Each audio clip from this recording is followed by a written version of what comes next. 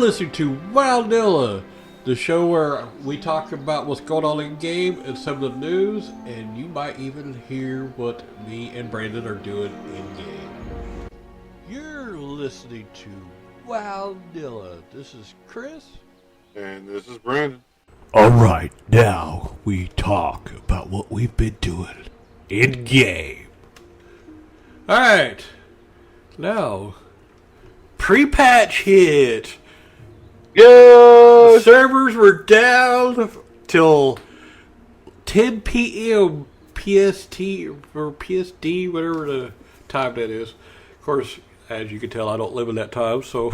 It was down to like midnight our time. Yeah, it was midnight our time, 10 o'clock. The server that we play on. WoW time. Yeah. So, yeah, but a lot of people I've noticed were pissed, but I never take the day off because a lot of people did take the day off so they could play their pre-patch, level up the shamans and everything else. And I'm like, I knew it was going to happen. I kind of figured it might not, since, you know, they've already done this before. So I figured it might not happen. But just like it did when it came out, the servers are down for a while. I don't know why people think it's going to be any different. It's still Blizzard. I mean, yeah, dude, Blizzard, literally Blizzard could mess up a wet dream. I'm not playing. All right, I love Blizzard and I love their games, but man, when they do a patch, it just screws everything up, especially if it's a big patch like that. Yeah, so I created 2 shamans because I got 2 counts. He created a shaman. I'm going to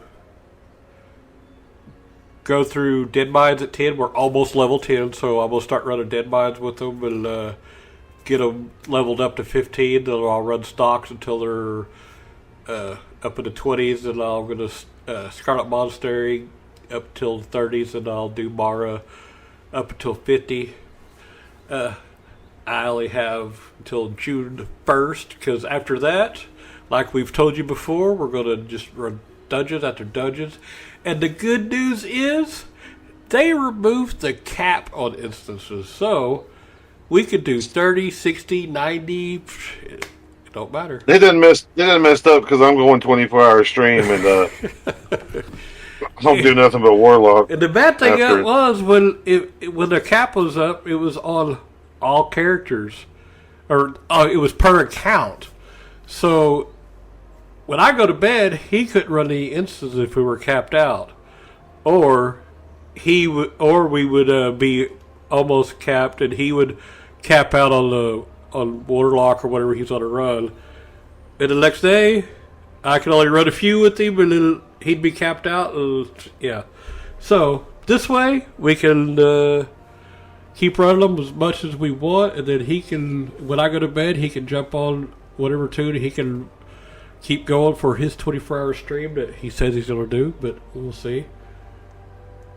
You don't know me.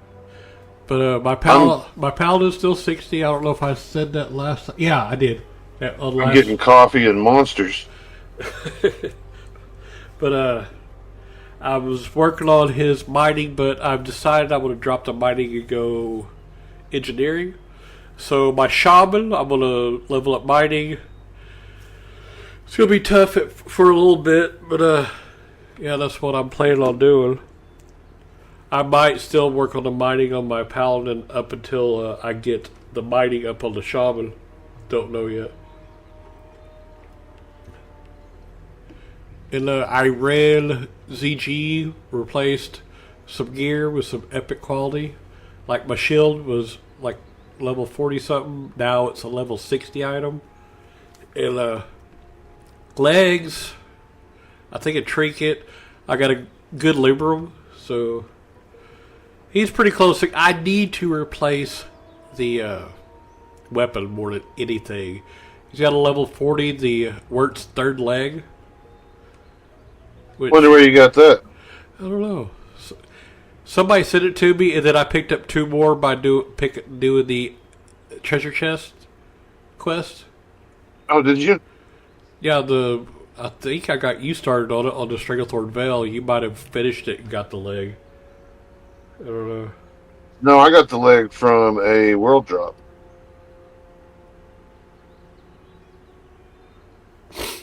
Oh, okay.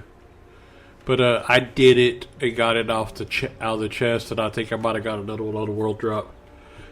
I sold one of them in the auction house. Think I still got the third one. And I did boost a mage so I can make food and water. So that'll come in handy. Unfun.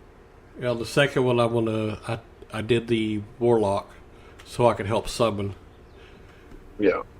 And I think Brandon's going to do the same thing on his as the Warlock. I'm going to do a Warlock. Yep. Boosting a Warlock. You're pretty mean on a Warlock, so it makes sense. All right, but you're going to PvP on him, right? Yes. My Warlock, I mean, I'm going to get to 70. And I would like to raid, but also I'm going to do PvP. Because PvPing on a Warlock is pretty fun. Yeah. And you can just go in and you can get crazy amounts. And I'm going to look for a rogue partner to do 2v2s with. That's not me.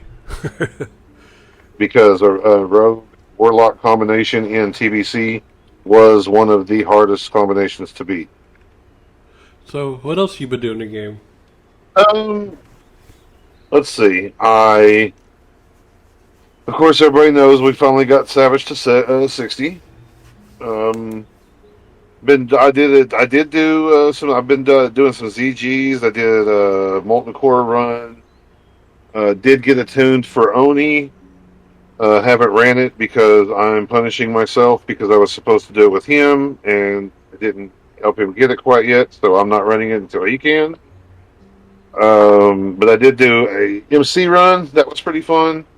Did ZG, of course, a couple of times. Haven't really gotten a whole lot of gear out of there. I have gotten a couple pieces, but not the best of stuff. I've got a couple of leather working pieces that I've had made for my healing set. I'm a tree now because they redid the talent points, so I do have Tree of Life, and yeah, y'all should have heard him. Everything is a lot better. He was going through his talent list. He goes, "Oh yeah, gonna do that one. Ooh, yeah. I got that one. Gonna do that one. Oh yeah, I'm mean now. We'll do that one." Yeah, it's I get a little excited when it comes to healing with my druid, but I got all those done. Let's see, we did have some problems with the patch because I was going to run with just some people and do a AQ20 run, and we go into AQ20 and it said 6 out of 6 bosses were dead. And same thing with when they tried to go to Oni, said that Oni was already dead and there was no trash. So the patch messed up the raids. You couldn't do any raids. The only raid I think that was available was Nax, and I'm not attuned for that place yet, nor am I even wanting to step foot in there. So other than that, just kind of been working on some leather working, working on the mage a little bit. Got the mage to 35, and it's been a lot of family time. All right, so we'll move on. The news. All right, Blizzard has put out a list of known issues under a blue post, like that they're fixing. Microsoft Security Essentials may detect WoW Classic EXE as a Trojan. That would be bad. Yeah. SSAO ambient occlusion is not currently changing the appearance of shadows in the game. There are flickering textures present in some areas of the Horde base of Warsaw Gulch. Some reflective surfaces may appear too bright and shiny. Arathi basin flags that are under attack have been captured are too bright. And there's a whole list. It's going to take an hour to go through them all, but I think this is why it was down, because they were fixing a bunch of this stuff. But there's stuff like you wouldn't even think of that they were, I guess, tried out or they saw. Like energy regen ticks can sometimes provide slightly more or slightly less than 20 energy. The stealth animations for Druid and Rogue differ slightly on some races compared to the original Burning Crusade. They were looking at a bunch of stuff. See, and this is the reason I think pre-patch came out too early, and I think TBC is coming out too early. They should have given this another month at least before pre-patch, or when they did pre-patch, they should have given it a month from pre-patch to dropping TBC. Yeah. Did they also put out not a bug list? Because people were saying, hey, this is a bug, and they're like, nope, this is how it's supposed to be. Yeah, there was a bug last, what was it, last night? Last night with Lord Kazakh. You know that dude that was out in front of Ironforge? Oh, yeah. We were looting. We were in the process of looting his body and distributing loot. People were rolling on it, and the body disappeared, and he still had like 8 items on it. Yeah, I was mad because there was a ring in there that was mine. Oh, dude, yeah. So we reported it as a bug, but there's nothing they can do. They can't go back and give us the loot. Yeah. So, I mean, we just reported it as a bug. Like, health regeneration provided by spirit varies by class and is not equal between them. Moving between layers takes progressively longer with each swap. This is intended to prevent exploitation. Oh, so okay. There's the chance to be dodged by creatures slightly lower in Burning Crusade Classic than was a WoW Classic. You know, a lot of people are turning a big old long list of stuff in that are not actually bug fixes. That's what it's supposed to be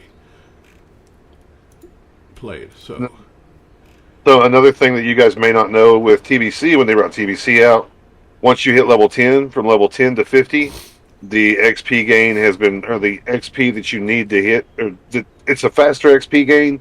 You get more XP from quests, and you get more XP from killing mobs from 10 to 50 to help you level quicker.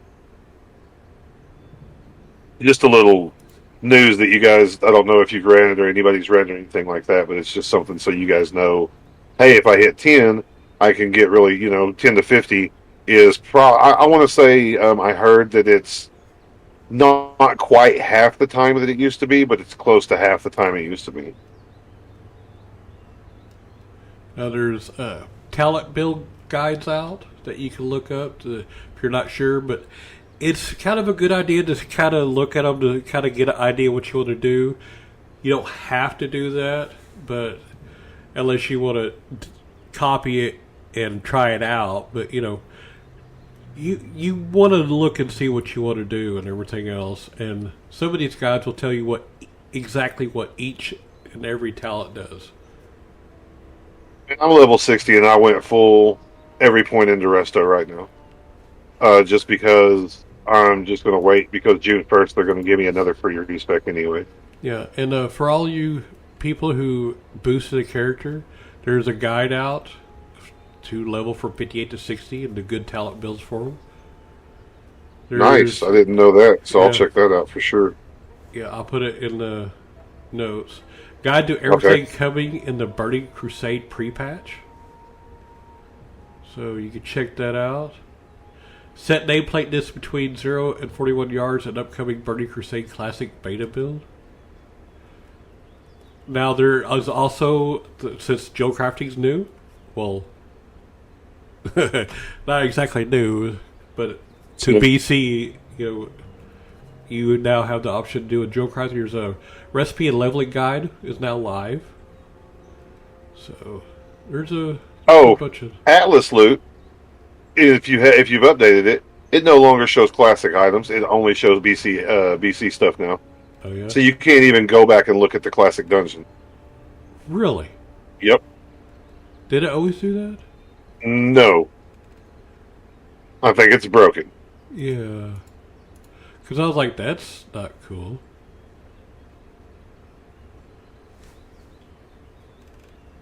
But now you can look at old collections of sets, but you can't look at old dungeons. Now, for all you people who haven't read or anything else, if you're going to first sign on, when you first do it, on the right above your account name, it'll say World of Warcraft, Burning Crusade Classic, or World of Warcraft Classic, the drop-down menu. Now, the Burning Crusade Classic is the actually original Classic upgraded to BC. Now, if you want to play World of Warcraft Classic, you have to download that whole thing. And then when you log in, all your tunes will have a green thing under their name saying choose the expansion. If you're on Burning Crusade Classic and you click it, it'll pop up saying, do you want to do it for Burning Crusade or Classic? If you want to do it for Classic, you have to log on to Classic. But if you want to do it on Burning Crusade, then go ahead and click here. You click there, then you have to type your name in just to make sure that they don't want somebody saying, hey, I messed up. You have to go through 2 or 3 steps in order to get your character locked to whichever one. But if you decide to do Classic, you have to go to the drop-down menu for Classic, World of Warcraft Classic. And just like the other one, it'll be green underneath your character name to choose which expansion. You double-click it, and it'll be opposite. It'll say, are you sure you want to do it for World of Warcraft Classic? Or do you want to do it for Burning Crusade? If you want to do it for Burning Crusade, you got to sign on to Burning Crusade. But if you want to sign on for Classic, click here. You click there, and it'll say, okay, type your tune's name just to make sure you want to do it for Classic. And then you do it, and you're in. Now, if you do that for Burning Crusade, or you do it for Classic, if you want to copied, you log on to the other one that you already did it to, double click that tune that you've already done for the other one, and it'll give you an option of copying it. I haven't done it because I'm going to wait. Because we don't know that we're going to stay in Classic. Yeah, we might not, but I might eventually put one in there, like the Paladin or something, since he's the highest one, or Shrody. I'm not sure yet. He's high up there, but not totally. But that'll come at a later date if we ever do it. So we're not in no hurry because we're going to be playing the heck out of some Burning Crusade. Yeah, TBC is where it's at. Now, if you want to do the deluxe edition, that way you get your mounts plus your boosted character, whatever, or the Dark Portal Pass, which does the boosted character, you have to do it while you're logged into Burning Crusade Classic or World of Warcraft Classic. I think it's just Burning Crusade Classic you have to be logged into. I don't think it'll work for World of Warcraft Classic. I know you can't boost a character on World of Warcraft Classic. So you log in there, you click the button that says Shop, and that's where it's at. Now, I think if you do the Dark Portal Pass and then later you want to upgrade to the Deluxe Edition, you can do that with the price difference. That's what they say. I didn't try that. Didn't want to. I had no intentions of doing that. So that's how you get that. Now, I haven't got the mount yet, so I don't know exactly what I'm supposed to do for that, because I haven't played around with it much. I've just been leveling the shaman. So, I did level up Mazin's, my mage. I leveled up his tailoring and his enchanting almost to 300. Dude, you way surpassed my mage. That's crazy. Yeah. Well, he's boosted to 58, so... Oh, yeah, that's right. I'm only 30. Yeah. 35. Not only did he jump past you in levels, but tailoring and enchanting, boom. So, alright. Is there anything else we could talk about for news or what we've been doing? I don't really think so. We talked about pretty much everything. Talked about our shamans boosting and patches and Blizzard being incompetent. So I think we covered everything. All right, but did get to say about the ballerinas. Did we ever starting a ballerina? Did you ever mention that they did the copied characters from 35 to 15 now? Oh, I don't know. I don't know if we ever said that. Yeah, I think they realized the outcry of everybody saying 35 was too much, blah blah blah, and it was a mistake and they put 35 when they meant 15. I don't know, but they changed it to 15. If you're somebody like, say, Asmongold, for instance, who has, probably like probably 4 or 5 tunes that are 60 that he wants to keep in classic as well as bring over to BC. That's, I mean, not to say he can't afford it, but that's 5 characters at $35 a pop. Yeah. That's a little much. I mean, dude, that's a little that's paying for a whole expansion. Well, I think they were thinking, if they meant to do the 35 at first, I think they were thinking, you're going to have, if you do have a tune at 60, you're going to copy that character for another game and have a 60. Character boost in the retail is $60 right now. So it's like, well, 35's, a little over half. They're going to have another 60. So I think that's how they were doing it. But I understand what they were thinking. I don't know what they were doing, so I can't say. But I kind of understood, but not very many people are going to do it. PBC is going to bring their subscriptions way back up again. Oh, yeah, it already did. So see, there's no sense in gouging your customers even more for that extra $15 or $20 for them to copy a character. Because if it would have stayed 35, I'm telling you right now, I wouldn't have copied the character, not a one. Yeah. They would have all went to BC for all I cared. Yeah, I'm going to do one, but I'm not going to do a bunch or nothing like that. Yeah, now it's feasible. But that's what I'm saying, like $15, that's all right. But charging 35? Now, some people are outraged that they would just easily lower the price. I'm like, no, that's just how business goes. Well, there's going to be people on both sides of the fence. You can't please all those. You can't please everybody. You can't even please the majority, because if you please the majority, then it's going the part of the people are going to flop and go to the other side of the fence just so they can have something to complain about. For me, I'm glad they did it. Of course, I'm not going to go and do that to all my tunes or nothing, but I'm more likely to do one or two. But yeah, right, that'll be later down the road. All right, well, let's move on. All right, now to talk about Shattrath.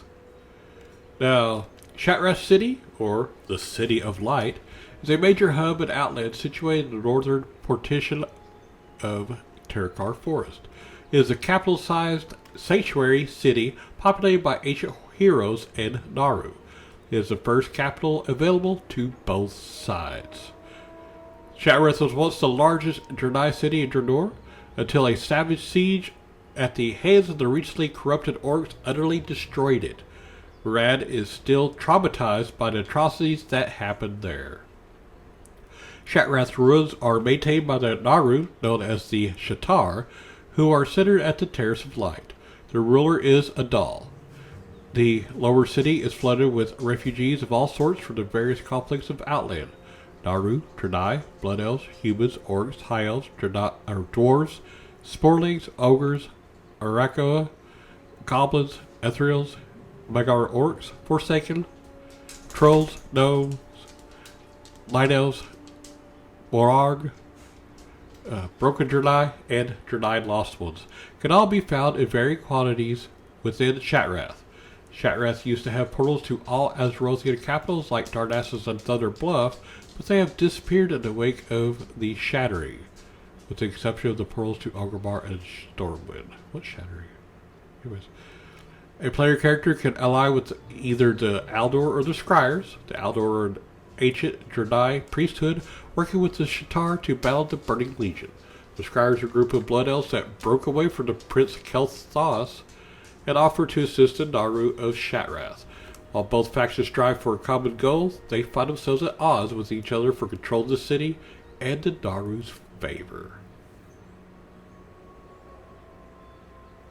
History here? Huh? Shattrath, so a little history here. Oh. Shattrath was the Draenei capital on Draenor. Its name in the Draenei language means dwelling of light. Khadgar's servant in a quest given by Khadgar details the history of Shattrath. When the Burning Legion turned the orcs against the Draenei, the fiercest battle was fought in Shattrath. The Draenei fought tooth and nail, but in the end the city fell. The city was left in ruins and darkness until the Shatar arrived. The Shatar, or Born from Light, are the Naru that came to Outland to fight the demons of the Burning Legion. They were drawn to the ruins of Shattrath City, where a small remnant of the Draenei priesthood conducted its rites inside a ruined temple. The priesthood, known as the Aldor, quickly regained its strength as word spread that the Naru had returned and reconstruction soon began. The ruined temple is now used as an infirmary for injured refugees. It wouldn't be long, however, before the city came under attack once again. This time the attack came from Illidan's armies. A large regiment of Blood Elves had been sent by Illidan's ally Kael'thas Sunstrider to lay waste to the city. As the regiment of Blood Elves crossed the bridge, the Aldor's exarchs and Vindicators lined up to defend the Terrace of Light. But then the unexpected happened. The Blood Elves laid down their weapons in front of the city's defenders. Their leader, Vorenthal, stormed into the Terrace of Light and demanded to speak to Adal. As the Nora approached him, Vorenthal kneeled before him and uttered the following words. I've seen you in a vision, Naru. My race's only hope for survival lies with you. My followers and I are here to serve you. The defection of Vorenthal and his followers was the largest loss ever incurred by Kael's forces. And these weren't just any Blood Elves. Many of the best and brightest among Kael's scholars and magisters had been swayed by Vorenthal's influence. The Naru accepted the deflectors, who would be known as the Scryers. The Aldor are the followers of light and forgiveness and redemption are values they understand. However, they found it hard to forget the deeds of the Blood Elves while under Kael's command. Many of the priesthood had been slain by the same magisters who now vowed to serve the Naru. They were not happy to share the city with former enemies. The attacks against Shatrath continued, but the city did not fall, as you can see. On the contrary, the Naru, known as Zairi, led a successful incursion into Shadowmoon Valley, Illidan's doorstep. There he continues to wage war on Illidan with the assistance of the Aldor and the Scryers. The two factions have not given up on their old feuds, though. Such is the animosity that they vie for the honor of being sent to assist the Naru there. Each day the decision is made by Adal. The armies gather here to receive Adal's blessings before heading to Shadowmoon. The city now serves as the headquarters of the Naru, and the area set aside of the Scryers and Aldor faction. Like I said before, this is the first capital city that both factions, Horde and Alliance, are in. You can see them, you can talk. You can't really talk to them; they talk a different language. But if you do a /say, it brings up something in a different language. But you used to be able to inspect them right at the end of BC. So I don't know if they got it fixed where you can inspect to see what they wear or not. But I remember at the end of it, they fixed it where you could do that. Yeah. And later there'll be a portal to the Alkel de Las right in there. And in the beta there was 3 portals to each of the factions' cities. I had made a alliance, so there was a portal to Stormwind, Ironforge, and Darnassus. But I didn't see a portal to Exodar, so I don't know what that's about. That comes in Burning Crusade. But then later, all of them go away. There's only one portal, and that's to Stormwind. I think that's not until, like, Wrath. Yeah, I think right after Wrath came out, that's when it happened, yeah. Yeah, but when we go into it, when we go to it this time around, the North Alcove will be the Alliance capitals, the South Alcove will be the Horde capitals, and then the East Alcove will be the Burning Crusade capitals, like the Exodar and Silvermoon. Yeah. West Alcove is Sunreach's Sanctum, Isle of Keldanos, after the patch comes out. Oh, in the big building, okay. Yeah. Oh, I see. Oh, the portals are Thunderbluff, Ogremar, and Undercity, of course. Yeah. Oh, the Exodar is on the East Alcove, and Silvermoon is off to the side of Stormwind City Alliance. Okay. Very interesting. Okay. But yeah, it's really weird to see you just be running around the city and there's a horde. Or if you're horde, there goes alliance. You know. Yep, and you can't attack each other. Everything's neutral. Yeah, there's banks there, and then you will. Well, I guess you don't have to, but if you want to advance further in the game, you're going to pick Aldor or Scryer. Yeah, because there's a bank for each one. Oh yeah, that's right. There is 2 banks, one for each one. Aldor Bank and the Scryer. Yeah, and they've already said the guild banks are not out yet, but they will be, which would fit into BC because now that I think about it, there was no guild bank until later in BC. Yep. Because I remember when you walk into the bank, there's a guild bank person to the right and to the left once you walk in. And if you walk all the way to the back, that's where...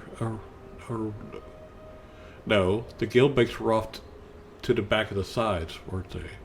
What was in the very back? If you just walked straight into the bank, you just walked all the way to the back. Maybe that... Maybe that was the vault. I don't remember what the 2 guys were doing in there to the left and the right when you walked in there. I don't remember. It's been forever, and I didn't check it out when I was in there. But the areas, the city is divided into 4 major sections on different levels, separated by lifts or stairs. And they do the achievements. One of them you can actually jump off of and survive and get the achievement for the falling achievement. Going down achievement, yeah. Alright, now Terrace of Light is the central area and seat of the Shatar faction. The bank, which Aldor Bank is northwest, Scryers is southeast. Then they have the Scryers tier, elevated area and seat of the Scryers faction, which has the Seers Library, southwest part of the platform, and the Inn, which is the east part of the platform. And then Aldor Rise is the uppermost area and seat of the Aldor faction. It has the Shrine of Unending Light, which is the west part of the platform, and the Inn in the south part of the platform. And then Lower City, which is down, is a lowermost area and seat of the Lower City faction. And it has the World's End Tavern, which is the northeastern area.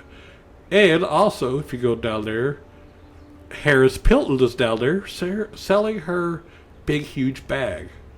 Gigantic bag. Yeah, gigantic bag. Yeah. But once you choose the Aldor Scryer, you will want to set your Hearthstone for that inn. Because you got the 3 portals there. Why not? Right? Yeah, if you go to the other one, it'll teleport you out of there. Yeah. Yep. They don't like you. They'll all be red. Yeah. Now, there are some notable NPCs that are in Shatrath. Khadgar's there. And he's in the same light, which is in the middle of Shatrath. Adal is in the middle of Shatrath as well. Grifta, he is selling wonderful trinkets on the southern side of Shatrath in Lower City. Go see him. He does have some nice things. Tobias the Filth Gorger, he is awaiting adventurers to bring him delicious treats in the southern parts of Lower City. Crow Threadstrong, he's a yelling fruit vendor. Grok, he's looking to help people with Blades Edge Mountain Ogres. Adam Eternum, he's awaiting heroes to aid with the Arethi Basin next to the Battle Masters on the western side of Lower City. He is alongside his trusted Battle Tiger and his side orc, Auric Co. If you guys don't know, Adam Eternum is based off of He-Man. And which was can't remember his real name right off the top of my head, but the trusted Battle Tiger is his Battle Cat Cringer, and the side orc, his sidekick Auric Co is actually his little sidekick that's in there, and I think his name is Q or something like that. Is his name Orin? Yeah. Orin maybe is his name. Yeah. And he's just a little floating dude. But yeah, this is all from He-Man. It's great. Keldor the Lost is in Lower City. He wants to get Adam Eternum once and for all. So he may be Skeletor. Yeah. And then Ernie Packwell, he is the trades good vendor, and he is a cult figure. also down there in Lower City, you got your fishing dailies, and I'm not sure, is there cooking dailies down there also? I believe there was, yeah. Yeah, I know there's fishing dailies, and I remember them kind of being fun, but I think that was the first time that fishing dailies came out, and I don't remember, but I think it gave pretty good amount of gold or whatever. And I can't remember if it gave you any rep or not, but that's pretty fun to do every day, at least for a while, until you get your fishing up. So, now the factions, both Horde and Alliance players, start as neutral, 0 of 3,000, with the Shatar, the faction of Naru which rule the city, the Aldor and the Scryers. The Aldor and the Scryers are at odds with each other, so doing quests for one faction will simultaneously raise your reputation with the quest giver's faction and lower your reputation with the opposing faction. Now, Khadgar gives you a quest, Allegiance to the X.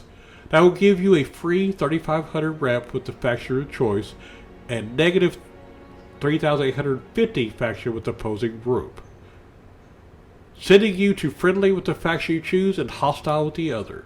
The Aldor have many shadow resistance patterns on sale for crafters, although Scryers have many arcane resistance patterns. Now, Blood Elves and Draenei who complete this quest find themselves merely at neutral status. If they choose the opposite racial faction, Blood Elves choosing Aldor for example. Furthermore, the opposing racial faction will be hostile by default, even if it is not listed on a reputation pane yet. So Draenei players should not attempt to enter the Scryer's tier unless they have already picked allegiance to that faction and vice versa.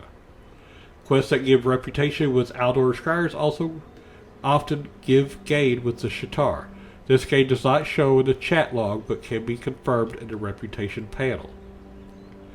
Now I do know you should study which one, because like one side is better for blacksmiths, on one side is better for jewel crafting, and another side is better for just whatever your thing is, your profession. But it depends on if you want to go short game or end game. Yeah. Because if you want to go end game, there's one of them that gives most of your shoulder enchantments for end game. But they all give enchantments of some sort. But the shoulder enchantments come from the Aldor and the Scryer. Yeah. And I do believe, I can't remember which one it is. I want to say it was the Scryer, but I can't remember for sure. But one of them has mostly everybody wants to go them for end game for the shoulder rep that you get, or for the shoulder enchantments you get. And you really don't want to have to rework it because it's way hard to change function. Now, there's repeatable quests that gives you some of the stuff you turn in for rep. Now, reputation gains with Aldor correspond with a 10% greater loss of reputation with Scryers and vice versa for the other. There's repeatable quests. And it's just more or less turning in like Dreadfang, Venom Sacks, Mark and Kill Jaden, Mark of Cigaris, and Fell Armament for the Aldor. If you choose Scryer, then you'll get Damp Scale Basilisk Eyes, Firewing Signets, Sun Fury Signets, and Arcane Tomes. And I think you can buy those in the auction house. Yeah, Arcane Tomes and Fell Armaments can be sold. Right, so you could actually change factions. It's tough to do because yeah, very tough to do because if you are exalted with Aldor, you're very, very, very, very, very, very hated with the Scryers, and you have to practically farm all those deals for the other side. And I don't. Now, if you're Aldor, do you pick up the stuff for the Scryers? And vice versa? You can. Yeah, you can. I couldn't remember. Okay. Now, there's also flights to Otterhold, Tel'Rundur, Elarian Stronghold, and Telar. And then for the Horde is Falcon Watch, Swamp Rat Post, Zabra Jil, Stonebreaker Hold, and Gardar. That's just a flight pass. I don't know why I'm mentioning those.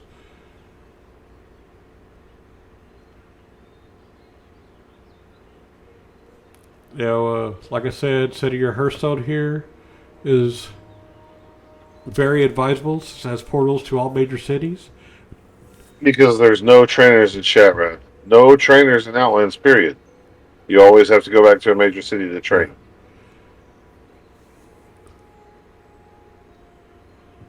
And then, let's see. Did you know that the open shaft of the ceiling of Shattrath, the niches and balconies around, is similar to the castle in Dark Crystal? No, but I'll go back and watch it now. That's just a little bit of trivia that's in here. And Shattrath is probably taken from the Arabic word which means sacred, associated with the Masjidil Haram in Mecca. But yeah, before you actually choose your faction, I would suggest looking it up and figuring out which faction you want to go to. Now, also go to YouTube. There's funny videos of. I remember watching one where this guy was talking about, had a story about how he quests with his friend all the time, and then they get to Shattrath, and he chooses one of the factions, and his friend chose the other faction, and they hate each other. Yep. So yeah, it's pretty funny, some of the stuff that came up on YouTube. All right, that is it for all the areas in Burning Crusade, which is fitting since the pre-patch is out now. So we'll probably be talking more about what we're doing in game and what we're doing to get ready for Burning Crusade for next week. And then after that, we'll probably be talking about what we're doing in the game in Burning Crusade. Can't wait. 24-hour stream. Yeah, not me, but you are. Yeah. So, all right. Until next week, have fun playing the game. As always. You just listened to a Heartland Production Entertainment podcast. This was WowNilla. If you want to reach us, you can email wownilla@outlook.com, or you can check us out on Twitch. You can check me, Chris, on Twitch at HeartlandPAE, or Brandon at Beepo_gaming. This show is brought to you by Heartland Production Entertainment. If you'd like to help to make the show better, go to patreon.com/HeartlandPAE.